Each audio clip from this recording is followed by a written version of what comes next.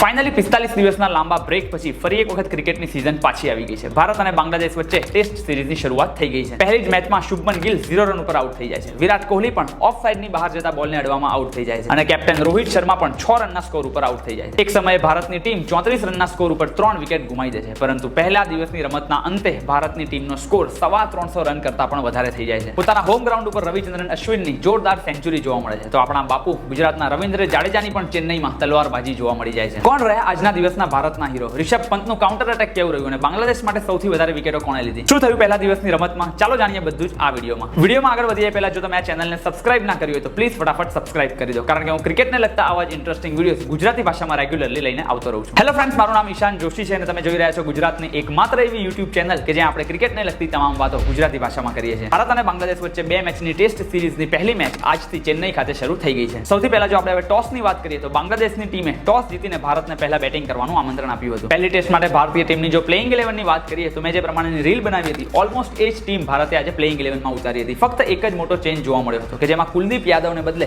આકાશદીપને ટીમમાં સ્થાન મળી ગયું હતું. એટલે કે ભારતની ટીમ 3 સ્પિનર્સ સાથે નહીં પરંતુ 3 ફાસ્ટ બોલર્સ સાથે આ ટેસ્ટ મેચ રમવા માટે ઉતરી છે. હવે ટોસ જીતીને પહેલા બોલિંગ કરી રહેલી બાંગ્લાદેશની ટીમના ફાસ્ટ બોલરનું પરફોર્મન્સ શરૂઆતમાં ખૂબ જ સારું જોવા મળ્યું હતું. બાંગ્લાદેશના બધા જ ફાસ્ટ બોલર એકદમ ડિસિપ્લિન જોવા મળ્યા હતા અને ભારતના બેટ્સમેનોને કોઈ પણ ફ્રી ડિલિવરી કે પછી કોઈ પણ પ્રકારનો રૂમ આપતા જોવા ન મળ્યા હતા. અને પરિણામે રોહિત શર્મા અને યશસ્વી જયસ્વાલની પણ ભારતીય ટીમ માટે ખૂબ જ ધીમી શરૂઆત જોવા મળી હતી. ઇનફેક્ટ રોહિત શર્મા તો 19 બોલમાં ફક્ત 6 રન ફટકારીને આઉટ થઈ ગયા હતા. ત્યારબાદ વન ડાઉન બેટિંગ કરવા આવેલા શુભમન ગિલ પણ ખાતું ખોલ્યા વગર જ 0 રન ઉપર આઉટ થઈ ગયા હતા. અને 4 નંબર ઉપર બેટિંગ કરવા આવેલા કિંગ કોહલી પણ બહુ લાંબુ ટકી શક્યા ન હતા. વિરાટ કોહલી પણ 6 રનના સ્કોર ઉપર જ આઉટ થઈ ગયા હતા અને એક સમયે ભારતીય ટીમની 34 રનના સ્કોર ઉપર જ 3 વિકેટો પડી ગઈ હતી. હવે એક સમય એમ લાગ્યું કે ભાઈ 34 રનના સ્કોર ઉપર 3 વિકેટ પડી ગઈ એટલે ભારતનો તો ધબડકો થવાનો, પરંતુ એક બાજુ દિવાલની જેમ ઉભા રહ્યા હતા 22 વર્ષના ભારતના યંગ અને ટેલેન્ટેડ ક્રિકેટર યશસ્વી જયસ્વાલ. ભલે એક બાજુ ઉપરા છાપરી વિકેટો પડી રહી હતી, પરંતુ આવી પ્રેશર સિચ્યુએશનમાં પણ યશસ્વી જયસ્વાલ બીજો છેડો સાચવીને ઊભા હતા. આ મેચમાં આપણને યશસ્વી જયસ્વાલની એકદમ શાંત, મેચ્યોર્ડ અને પ્રોપર ટેસ્ટ ઇનિંગ જોવા મળી હતી. પોતાની 17મી ટેસ્ટ મેચ રમી રહેલા યશસ્વી જયસ્વાલે 5મી ટેસ્ટ 50 ફટકારી દીધી હતી. તમને ખબર જ હશે કે આની પહેલા ઇંગ્લેન્ડ સામે રમાયેલી ટેસ્ટ સિરીઝમાં પણ Yashasvi Jaiswal player of the tournament રહ્યા હતા. એટલે યશસ્વી જયસ્વાલે પોતાનું એ જ ફોર્મ બાંગ્લાદેશ સામે પણ કન્ટિન્યુ કર્યું હોય એવું લાગી રહ્યું હતું. યશસ્વી જયસ્વાલની સાથે ઘણા લાંબા સમય બાદ એક્સિડન્ટ પછી ભારતીય ટેસ્ટ ટીમમાં કમબેક કરી રહેલા રિષભ પંત પણ પોઝિટિવલી ક્રિકેટ રમતા જોવા મળ્યા હતા. 34 રન ઉપર 3 વિકેટ પડી ગયા બાદ આવેલા રિષભ પંતે યશસ્વી જયસ્વાલ સાથે મળીને એક સારી અને કાઉન્ટર અટેકિંગ પાર્ટનરશિપ બિલ્ડ કરી હતી. બંને ભેગા થઈને ભારતનો સ્કોર 96 રન સુધી પહોંચાડી દીધો હતો. રિષભ પંતે ફક્ત 52 જ બોલમાં 5 ચોગ્ગા સાથે 39 રન ફટકારી દીધા હતા. રિષભ પંતના આઉટ થઈ ગયા બાદ કેએલ રાહુલ સાથે મળીને યશસ્વી જયસ્વાલે ભારતીય ટીમનો સ્કોર 140 રનથી ઉપર પહોંચાડી દીધો હતો. એ સમયે એમ લાગ્યું હતું કે ભાઈ બંને જણા હવે સેટ થઈ ગયા છે, પરંતુ 5 જ બોલના ગાળામાં યશસ્વી જયસ્વાલ અને કેએલ રાહુલની વિકેટો પડી જતા ભારતીય ટીમની 144 રનમાં 6 વિકેટો પડી ગઈ હતી. અને એ વખતે ખરેખર એમ લાગ્યું હતું કે ભાઈ 300 રન સુધી પહોંચવાના તો ફાંફા જ પડી જવાના. પરંતુ પોતાના હોમ ગ્રાઉન્ડમાં રમી રહેલા રવિચંદ્રન અશ્વિન અને સીએસકેના થલાપતિ રવિન્દ્ર જાડેજા કંઈક અલગ જ માઇન્ડસેટ સાથે બેટિંગ કરવા ઉતર્યા હતા. રવિચંદ્રન અશ્વિને તો આવતાની સાથે જ રિષભ પંતની જેમ કાઉન્ટર અટેક કરવાનું શરૂ કરી દીધું હતું અને બાંગ્લાદેશને એકદમ જ બેકફૂટ પર લાવી દીધું હતું. રવિચંદ્રન અશ્વિને ફક્ત 58 બોલમાં જ પોતાની 50 ફટકારી દીધી હતી અને એક સમયે રવિન્દ્ર જાડેજા અને અશ્વિન આ બંને ભેગા થઈને